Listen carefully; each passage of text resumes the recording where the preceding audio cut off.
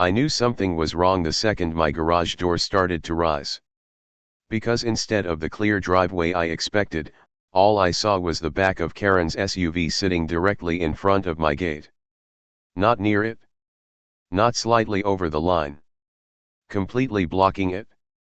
For a full 3 seconds, I just sat there in my car, engine running, brain trying to catch up with what my eyes were seeing. My gate, the one I used every single morning, was sealed shut by a shiny silver vehicle that definitely did not belong there. And I already knew exactly whose car it was.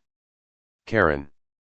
My neighbor had a history of small misunderstandings, but this wasn't small. This was deliberate. Her SUV was parked sideways across the shared access lane like she was setting up barricades. I stepped out slowly, the cool morning air hitting my face as irritation started to replace confusion. The neighborhood was quiet, birds chirping like nothing unusual was happening. But something very unusual was happening. I walked closer to the gate and looked carefully. There was plenty of space in front of Karen's own driveway. Plenty.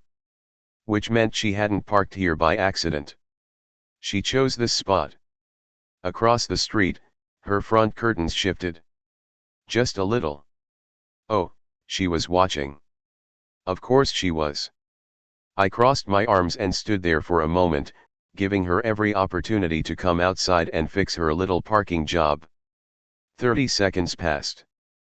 Then a minute. Nothing. The SUV stayed exactly where it was, a shiny metal wall between me and the road. My phone buzzed in my pocket, and I already knew what I was going to do. I wasn't going to knock on her door. I wasn't going to argue across the lawn. And I definitely wasn't going to squeeze my car out like she probably expected. No. If Karen wanted to play games with my property access, I was going to let the right people handle it. I pulled out my phone and calmly opened the non-emergency police number. Because what Karen didn't realize that quiet morning was that blocking someone's gate wasn't just rude. It was about to become very, very expensive. I didn't rush the call. That was the important part. People like Karen thrived on emotional reactions, raised voices, frustrated knocking, messy neighbor arguments she could later twist into something else. Instead, I stood calmly beside my blocked gate and pressed the non-emergency number. The line rang twice. Non-emergency dispatch, how can I help you? Hi, I said evenly. My neighbor has parked their vehicle directly across my private gate and I can't exit my property. There was a brief pause as the dispatcher typed. Is the vehicle currently unattended? I glanced toward Karen's house. The curtains twitched again, then went still. Yes, I replied calmly. But the owner is home and aware. Another pause. Understood. An officer is available in your area. Please remain on site. Remain on site. Perfect. I thanked her and ended the call, then slipped my phone back into my pocket like I had all the time in the world. Which, at this point, I did. Across the street, Karen's front door still hadn't opened. Interesting. Because if this had truly been an innocent mistake, most neighbors would have already rushed outside with apologies. Instead, her SUV sat exactly where it was, sideways and stubborn. 2 minutes passed. Then 5. Right on cue, the distant hum of an approaching engine rolled down the quiet suburban street. A marked police cruiser turned the corner and slowed as it approached my driveway. Now the curtains moved fast. The officer parked neatly along the curb and stepped out, calm and professional. He took one look at the SUV blocking my gate, then glanced toward me. You the homeowner? Yes, sir. He nodded once and walked slowly toward the vehicle, hands resting casually on his belt. He didn't look confused. He didn't look unsure. He looked like a man who had seen this exact situation many times before. Across the street, Karen's front door finally opened. She stepped outside quickly, expression tight, Smile forced the kind people wear when they suddenly realize their plan isn't unfolding the way they imagined. I stayed exactly where I was. Quiet. Patient. Because something told me the next few minutes were about to become extremely uncomfortable for Karen. And this time, she had an audience. Karen walked toward us faster than I had ever seen her move before. Not quite running. But definitely not casual. "Officer," she called out, her voice carrying that tight, overly sweet tone people use when they're already on the defensive. "There must be some misunderstanding here." The officer didn't respond immediately. He was still calmly examining the position of her SUV, taking in the angle, the distance, and most importantly the fact that my gate was completely sealed off. He stepped back, hands resting on his belt again, and finally looked at her. "Ma'am, is this your vehicle?" Karen's smile twitched. "Well, yes, but I was only parked here for a moment." "For a moment." I kept my face perfectly neutral. Because her engine was cold. And the morning dew was still sitting undisturbed on the hood. The officer clearly noticed too. "How long has the vehicle been here?" he asked, glancing briefly in my direction. "Since early this morning," I answered calmly. "I wasn't able to exit my property." Karen's head snapped slightly toward me, her polite expression tightening around the edges.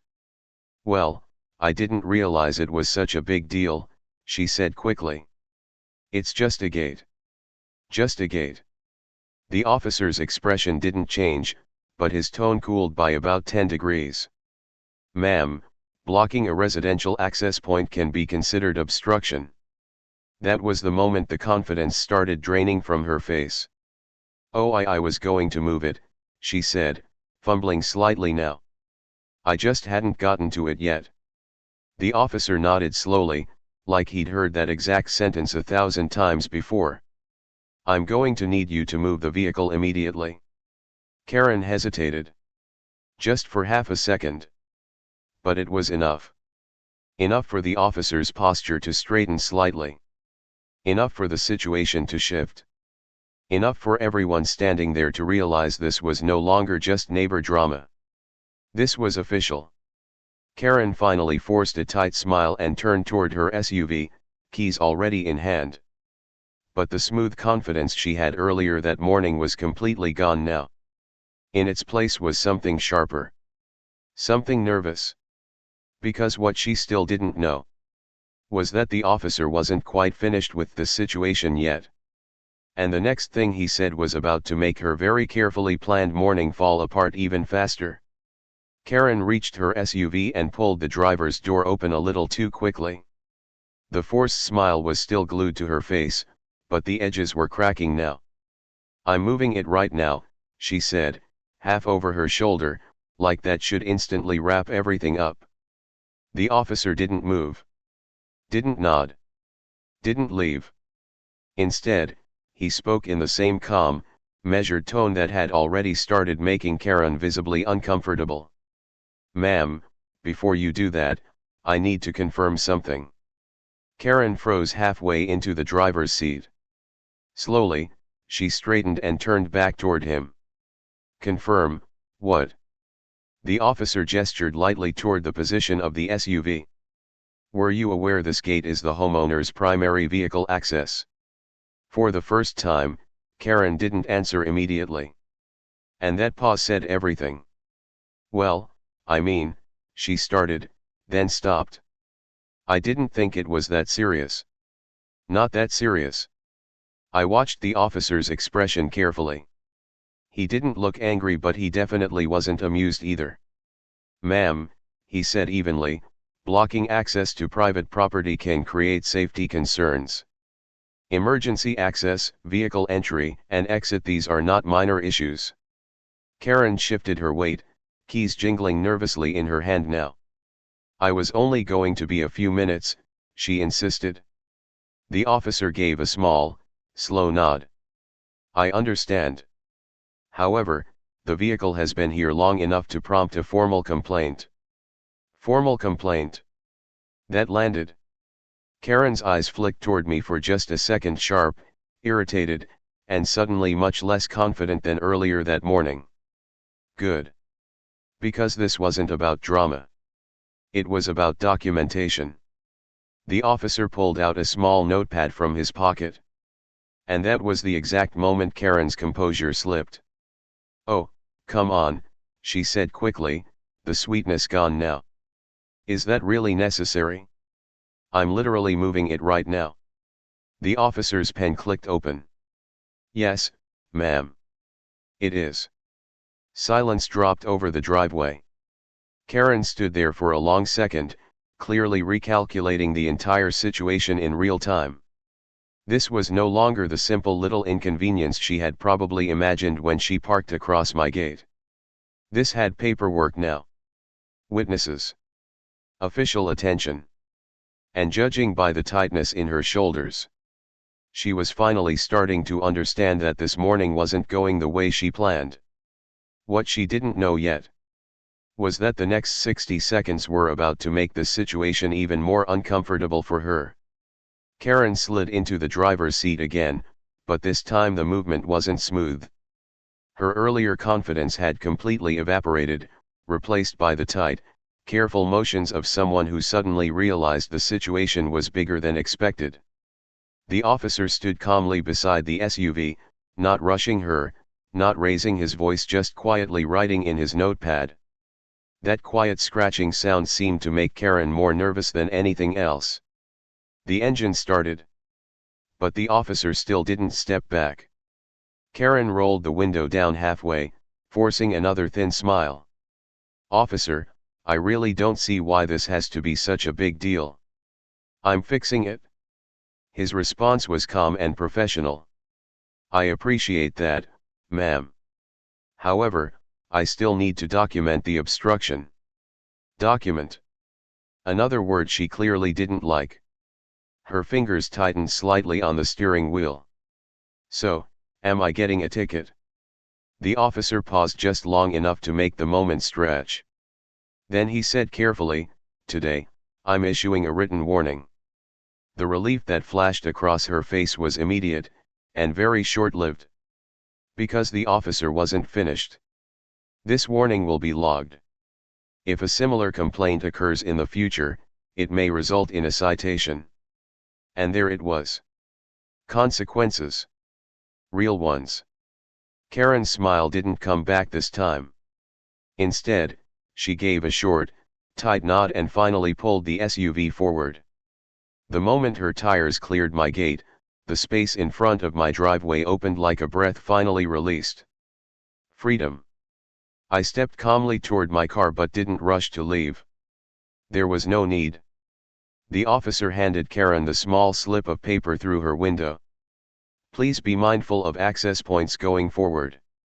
Her response was barely audible. "I will."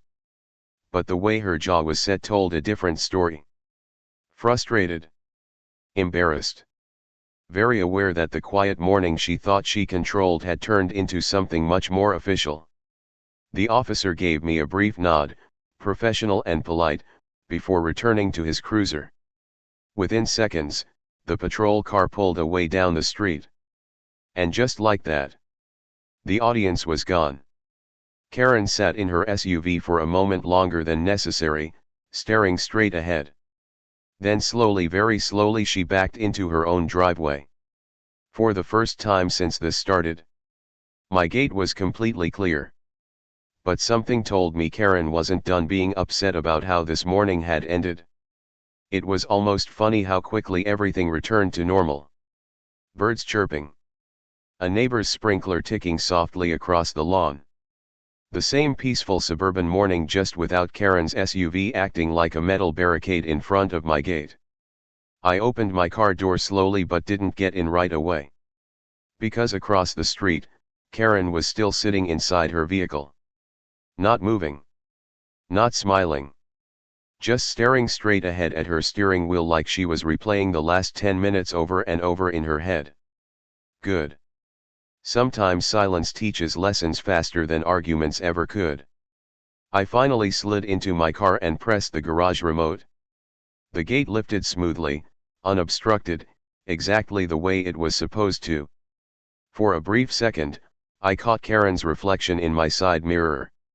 Her head turned slightly, watching.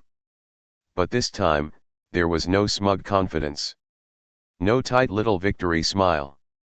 Just a stiff, controlled expression that looked a lot like someone trying very hard not to feel embarrassed. I backed out slowly and pulled onto the street. No rush. No drama. Because the situation had already handled itself. As I drove past her driveway, Karen suddenly opened her door and stepped out. "Excuse me," she called, her voice tight but trying to sound casual. I stopped the car but kept my posture relaxed. "Yes." She crossed her arms, clearly choosing her words very carefully now. "You didn't have to call the police over something that small." There it was. Not an apology. Not even close. I kept my tone calm. My access was blocked. Her lips pressed into a thin line. I was going to move it. I gave a small nod. The officer handled it. For a moment, she just stood there, clearly frustrated that the conversation wasn't turning into the emotional back and forth she probably expected. Then she huffed softly and turned away. Conversation over. But as I drove off down the street, one thing was very clear. Karen wasn't happy. And people who hate being publicly corrected? They don't usually let things go that easily. Which meant this quiet little parking incident might not be completely finished just yet. By the time I got home that afternoon, the neighborhood energy had shifted again. You could feel it. Not in a loud way, HOA communities rarely work like that, but in the quiet glances from passing neighbors and the slightly longer pauses at the mailbox. News traveled fast on our street, and Karen's very public warning had clearly made the rounds. I pulled into my driveway and immediately noticed something interesting. Karen was outside. Again. But this time she wasn't pacing or hovering near her SUV. She was standing near the sidewalk talking to Mrs. Donnelly from 2 houses down, and the moment Karen spotted me pulling in, her voice got just a little louder. Just enough to carry. "Some people just overreact instead of being neighborly," she was saying, arms loosely crossed but posture carefully casual. Ah. There it was. Damage control.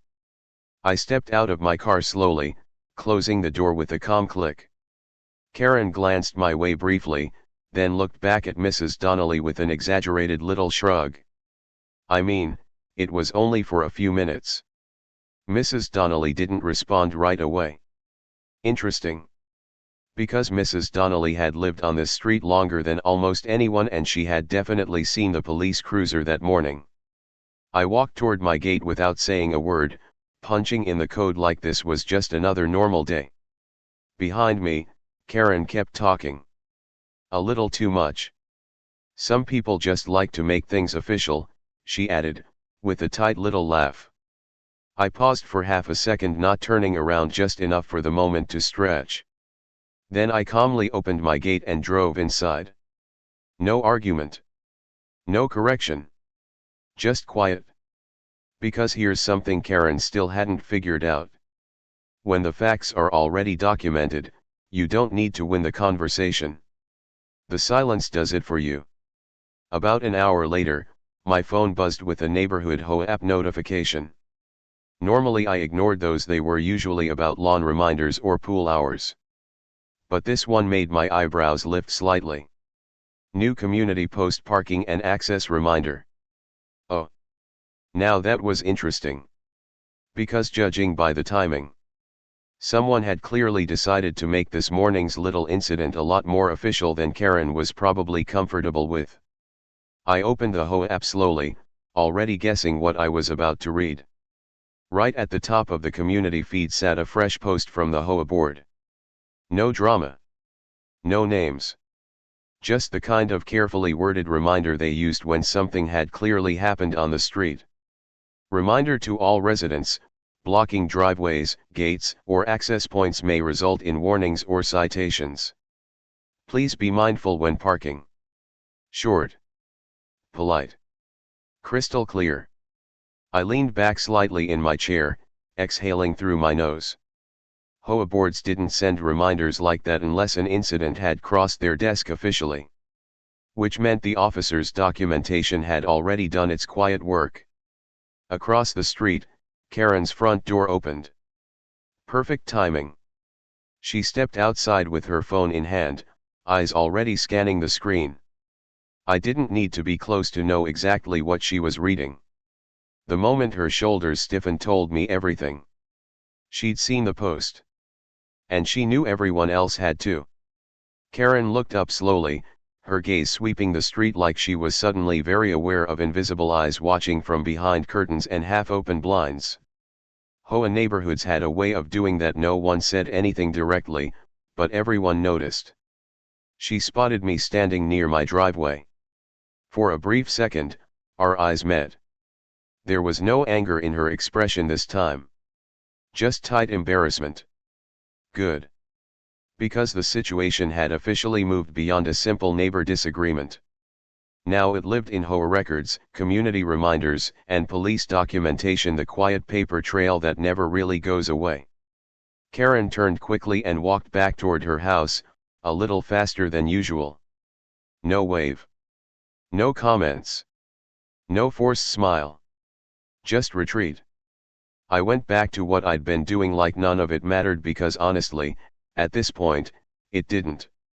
My gate was clear. My access was protected. And the official reminder sitting in the HOA feed had already said everything that needed saying. But as the evening settled in and the neighborhood lights flickered on one by one thing became very clear. Karen was being very, very careful about where she parked now. And somehow, I had a feeling this lesson was going to stick. The next morning, I opened my garage with zero hesitation. Because now I knew exactly what I was going to see. Nothing. No silver SUV. No sideways parking job. No surprise metal wall blocking my exit. Just a clear, open driveway and the quiet suburban street exactly the way it was supposed to be. I backed out slowly, almost out of habit, checking both directions, and that's when I noticed Karen's vehicle. Parked perfectly inside her own driveway. Fully. Carefully. Very deliberately. I almost smiled. Not because I enjoyed the drama. Honestly, I preferred quiet mornings and boring routines. But there was something deeply satisfying about watching someone suddenly discover proper parking etiquette after one very official reminder. As I pulled onto the street, Karen's front door opened. She stepped outside holding a coffee mug, stopping short when she saw me already rolling past. For a split second, it looked like she might say something. She didn't. Instead, she gave a tight, polite nod, the kind neighbors exchange when both parties silently agree the situation is officially over. I returned the same calm nod. Nothing more. Because it didn't need to be more. The officer had handled his part. The HOA had made their quiet announcement. And Karen had clearly received the message loud and clear without anyone needing to raise their voice. Over the next few weeks, the pattern held. Her SUV never crossed my gate again. Not even close. In fact, she became one of the most careful parkers on the entire street. Always centered. Always inside her own space. Always leaving plenty of room near access points, like someone who had learned a very specific lesson the hard way. And just like that.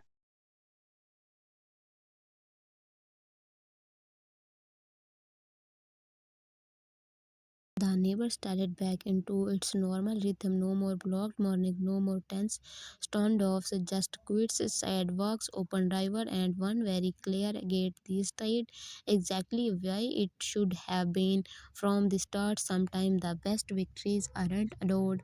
Sometimes they didn't involve arguments or dramatic shutdowns. Sometimes all it takes is one claim, phone call, one patient moment, and the right person showing up to make things official.